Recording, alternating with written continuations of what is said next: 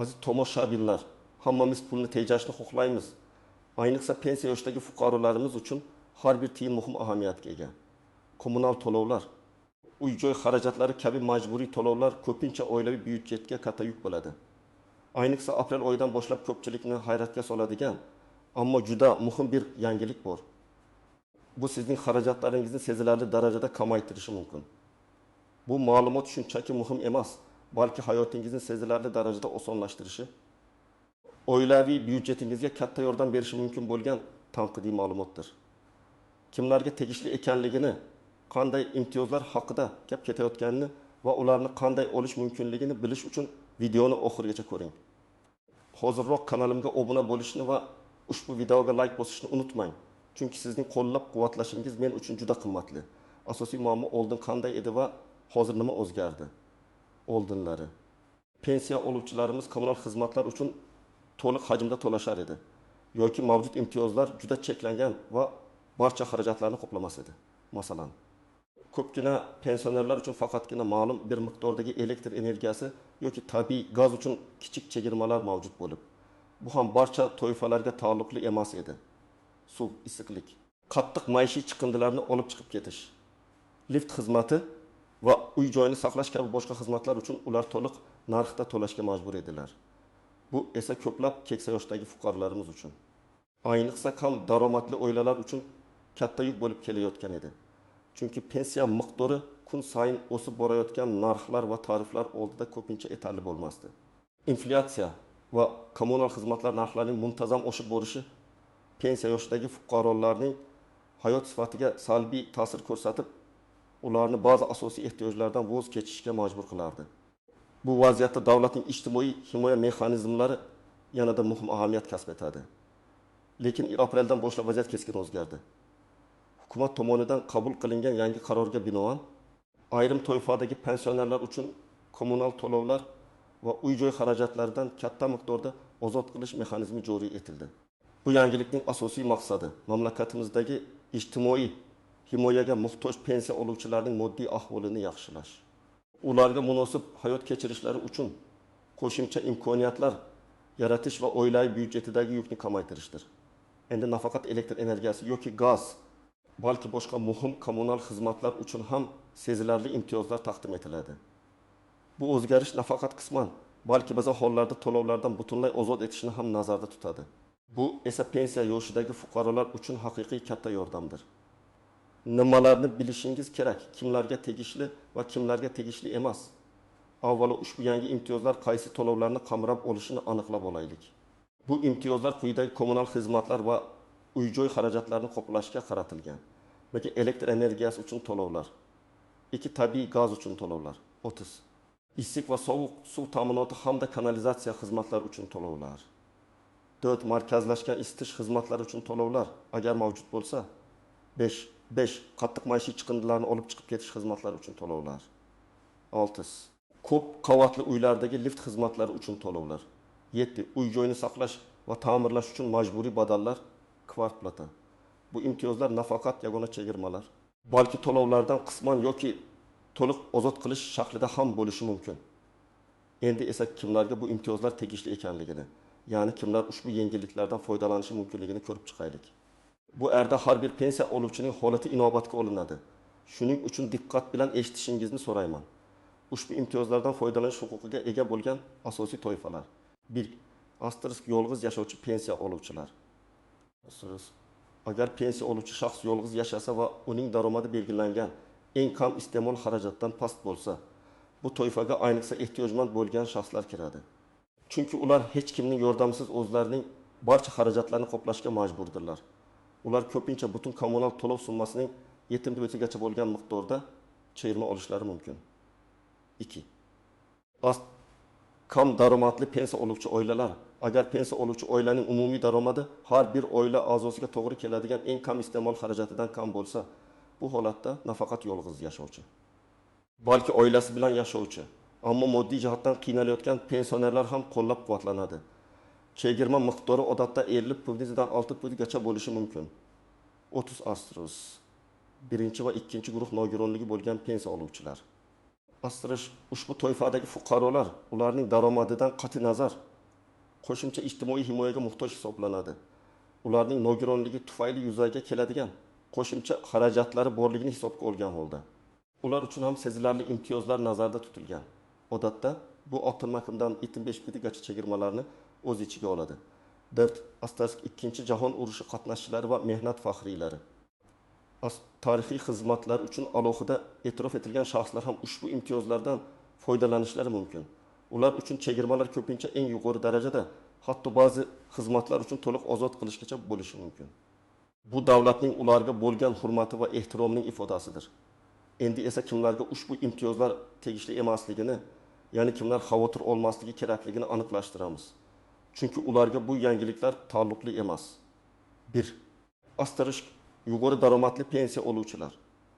Agar pensiya oluvchining shaxsiy daromadi yoki oilaviy daromadi belgilangan minimal chegaradan sezilarli darajada yuqori bo'lsa, ular ushbu ijtimoiy imtiyozlardan foydalana olmaydilar.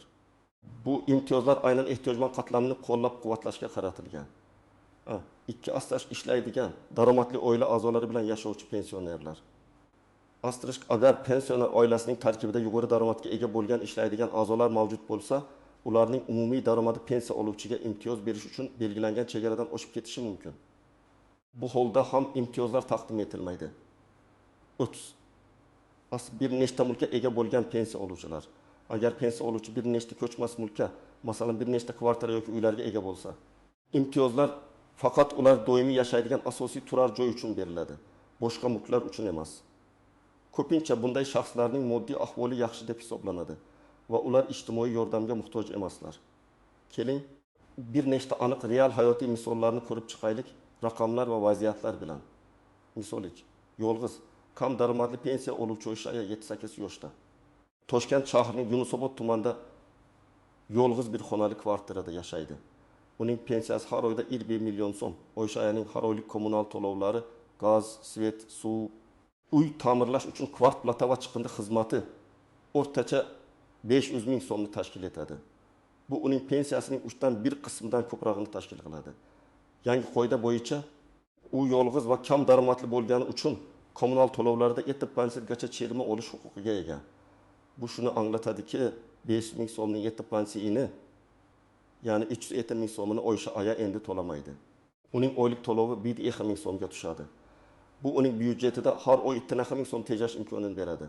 Bu pulni u dori-darmonlar, oziq-ovqat yoki boshqa shaxsiy ehtiyojlar uchun sarflashi mumkin. Misol 2. Ikkinchi guruh nogironligi bo'lgan pensiya oluvchi Akmal aka 55 yoshda Farg'ona viloyatida yashaydi. U ikkinchi guruh nogironligiga ega va oilasi bilan birga turadi. Ammo uning nogironligi sababli oilada qo'shimcha xarajatlar bor. Akmal akaning pensiyasi ilk yo'l 5 million so'm. Ularning umumiy kommunal to'lovlari 3 xonali uy uchun gaz, elektr, suv, issiqlik oyga 600 ming so'mni tashkil etadi. Nogironligi tufayli Akmal aka kommunal xizmatlar uchun 6% chegirma olish huquqiga ega. Demak, 600 ming so'mning 6 martagi, ya'ni 306 ming so'm uning hisobidan chegiriladi.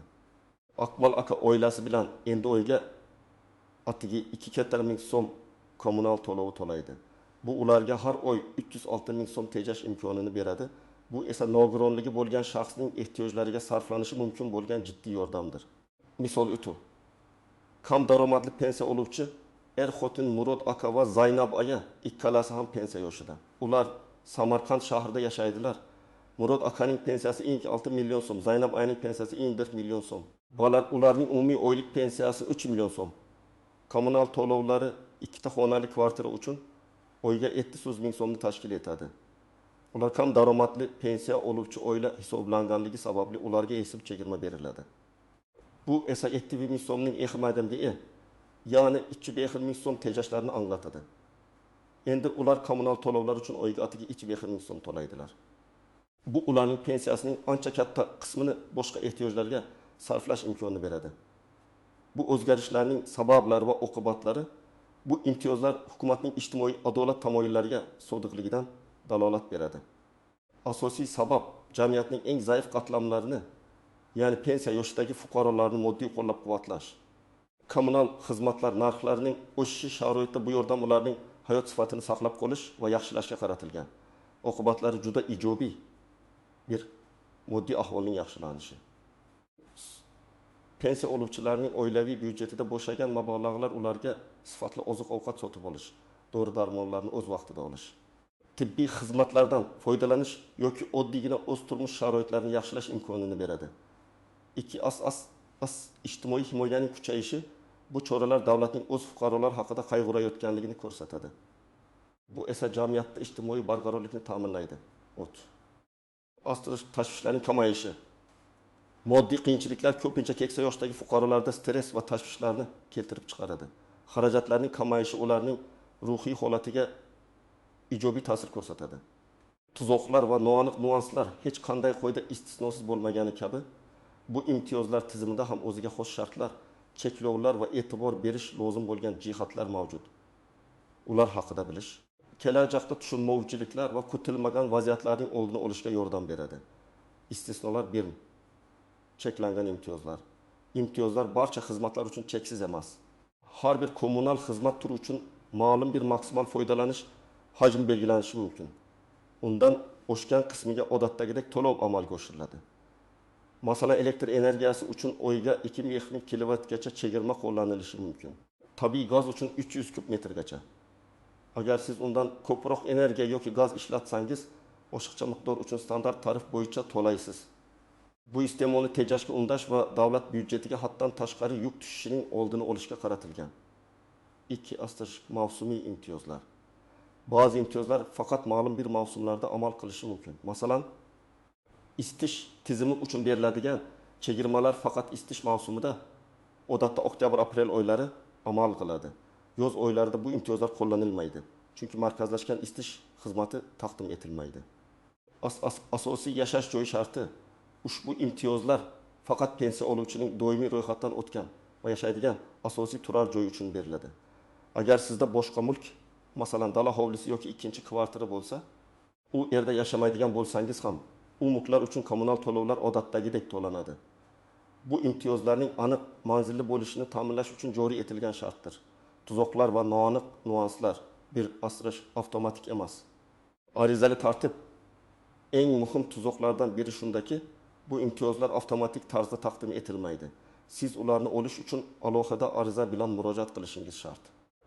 Ko'plab pensionerlar bu haqda bilmasdan yoki ariza berishni kechiktirib o'z huquqlaridan to'liq foydalana olmaydilar. Shuning uchun bu videoni ko'rib bo'lgach, darhol harakat qilishni boshlashingiz kerak. 2. Noto'g'ri ma'lumot berish oqibatlari. Ariza to'ldirishda yoki hujjatlarni taqdim etishda noto'g'ri, yolg'on yoki to'liq bo'lmagan ma'lumotlarni ko'rsatish jiddiy oqibatlarga olib kelishi mumkin. Bu nafaqat imtiyozlardan mahrum bo'lishga, balki noqonuniy olingan mablag'larni qaytarishga va hatto ma'muriy javobgarlikka tortilishga ham sabab bo'lishi mumkin. Hamma ma'lumotlar aniq va to'g'ri bo'lishi kerak. 3. Sharoitlar o'zgarishi va xabardor qilish majburiyati. Agar siz imtiyoz oluvchi sifatida tasdiqlangan bo'lsangiz va keyinchalik sizning oilaviy ahvolingizda, daromadingizda yoki yashash sharoitingizda o'zgarishlar yuz bersa, masalan, oila a'zosi ishga kirsa, daromadi oshsa yoki siz bilan yashay boshlasa, siz bu haqda tegishli organlarni xabardor qilishingiz shart. Aks holda yuqorida aytilganidek, noqonuniy olingan imtiyozlar uchun javobgarlikka tortilishingiz mumkin. Bu davlatning ijtimoiy himoya tizimini adolatli va shaffof ishlashini ta'minlash uchun muhimdir. 4. O'tmishga oid to'lovlar. Agar siz imtiyozlarga aprel oyidan boshlab huquqqa ega bo'lsangiz, lekin ariza berishni kechiktirsangiz, masalan, iyul oyida murojaat qilsangiz, aprel, may, iyun oylari uchun ham imtiyozlarni olishingiz mumkinmi? Ha, odatda. Ariza berilgan sanadan oldingi 3 oygacha bo'lgan davr uchun qayta hisob-kitob qilish va imtiyozlarni taqdim etish mumkin. Ammo bu muddatdan oshgan davr uchun imtiyozlar berilmasligi mumkin. Shuning uchun kechiktirmaslik juda muhimdir. 5. Boshqa subsidiyalar bilan birlashishi. Bu imtiyozlar boshqa mavjud subsidiyalar yoki kompensatsiyalar bilan birlashtiriladimi? Ko'pincha ha, lekin umumiy chegirma miqdori ma'lum bir maksimal chegaradan oshmasligi kerak. Ba'zi hollarda. Agar siz allaqachon boshqa turdagi uy-joy subsidiyasini olayotgan bo'lsangiz, yangi imtiyozlar bilan birgalikda umumiy chegirma miqdori uyingiz uchun to'liq to'lov summasining yutbididan oshmasligi kerak. Bu sizning ikkilamchi foyda olishingizning oldini oladi. 6. To'lov mexanizmi. Imtiyozlar qanday amalga oshiriladi? Bu bevosita kommunal to'lov kvitantsiyasida chegirma ko'rinishida bo'ladimi?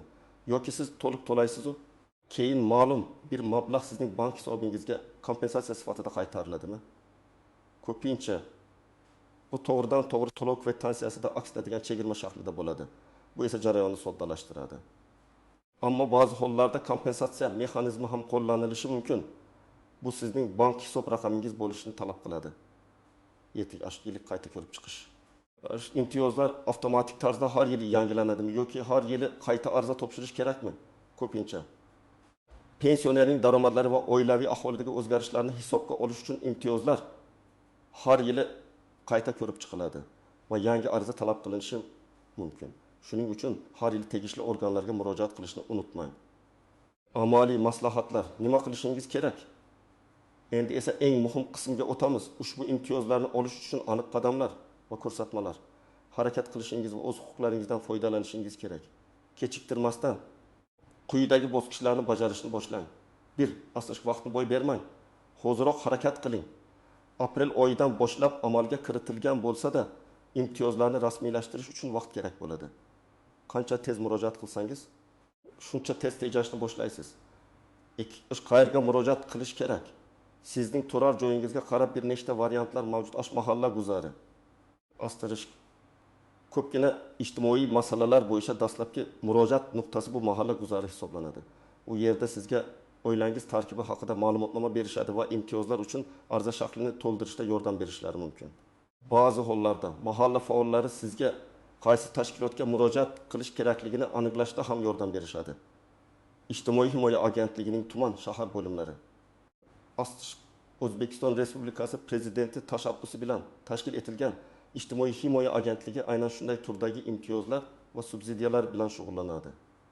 Siz yashash joyingizdagi agentlikning tuman yoki shahar bo'limiga to'g'ridan to'g'ri murojaat qilishingiz kerak.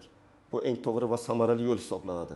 Ular sizning arizangizni qabul qilib, uni ko'rib chiqishadi. Davlat xizmatlari markazlari DXM barcha davlat xizmatlarini yagona oynadan olish imkonini beradigan bu markazlar ham imtiyozlar uchun arizalarni qabul qilishadi. Bu yerda siz barcha kerakli hujjatlarni topshirishingiz va ariza berishingiz mumkin. DXM xodimlar sizga to'g'ri hujjatlarni yig'ish va arizani to'g'ri to'ldirishda yordam berishadi. Yagona interaktiv davlat xizmatlari portali MyGov. Agar sizda internetdan foydalanish imkoniyati bo'lsa va elektron xizmatlardan foydalanish tajribangiz bo'lsa, siz MyGov portali orqali onlayn tarzda ariza topshirishingiz mumkin. Bu juda qulay va vaqtni tejaydigan usuldir. Portalda tegishli xizmatni topib, elektron arizani to'ldirishingiz va skaner qilingan hujjatlarni ilova qilishingiz mumkin. Qaysi hujjatlarni yig'ishingiz kerak? Ariza topshirishdan oldin barcha kerakli hujjatlarni to'plab qo'ying. Bu jarayonni tezlashtiradi va qayta murojaat qilishning oldini oladi. Shaxsni tasdiqlovchi hujjat. O'zbekiston Respublikasi fuqarolik pasporti yoki ID karta. Bu sizning shaxsingizni va fuqaroligingizni tasdiqlaydi. Shuningdek, ro'yxatdan o'tgan manzilingizni ko'rsatadi. Bu imtiyozlarni olishda juda muhimdir. Pasportingizning asli va nusxasi kerak bo'ladi. Pensiya guvohnomasi. Bu sizning pensiya oluvchi ekanligingizni tasdiqlovchi asosiy hujjat. Uning asli va nusxasini tayyorlab qo'ying. Uy-joyga egalik huquqi to'g'risidagi hujjat. Kadastr hujjatlari, order, oldi-sotdi shartnomasi yoki mulk huquqini tasdiqlovchi boshqa hujjat. Bu sizning turar joy egasi ekanligingizni yoki unda doimiy yashash huquqingizni tasdiqlaydi. Oxirgi 6 oylik daromad haqida ma'lumotnoma. Agar sizning daromadingiz pensiyadan tashqari boshqa manbalardan, masalan, ish haqi, ijara to'lovlari iborat bo'lsa, bu ma'lumotnoma zarur. Pensiya fondidan olingan pensiya miqdori haqidagi ma'lumotnoma ham kerak bo'ladi. Bu sizning kam daromadli toifaga kirishingizni tasdiqlash uchun muhimdir. Oilaning tarkibi haqida ma'lumotnoma mahalladan olinadi. Bu hujjat sizning oilaviy ahvolingizni va uyda yashovchi shaxslar sonini tasdiqlaydi. Bu esa imtiyoz miqdorini aniqlashda muhim ahamiyatga ega. Kommunal to'lovlar uchun oxirgi kvitansiyalar, elektr energiyasi, gaz, suv, isitish va boshqa kommunal xizmatlar uchun so'nggi bir necha oylik to'lov kvitansiyalari bu sizning oylik xarajatlaringiz miqdorini ko'rsatadi. Bank hisob raqami ma'lumotlari. Agar imtiyozlar kompensatsiya shaklida sizning hisobingizga o'tkaziladigan bo'lsa, bu talab qilinadi. Aksariyat hollarda chegirma to'g'ridan to'g'ri kvitansiyaga qo'llaniladi. Ammo baribir bank hisob raqami bo'lsa, yomon bo'lmaydi. 4H qanday ariza yozish kerak? Odatda tegishli tashkilotlarda tayyor ariza namunalari mavjud bo'ladi. Sizga faqat uni to'ldirish kerak. Arizani to'ldirishda barcha ma'lumotlarni aniq va to'g'ri kiritish juda muhim. Shaxsiy ma'lumotlaringiz, yashash manzilingiz, pensiya guvohnomangiz raqami, oila a'zolaringiz haqidagi ma'lumotlar, daromadlaringiz va foydalanayotgan kommunal xizmatlar turlari ko'rsatilishi kerak. Ariza matnining namunasi umumiy shaxs tilida O'zbekiston Respublikasi Ijtimoiy himoya agentligining tuman shahar bo'limi boshlig'iga.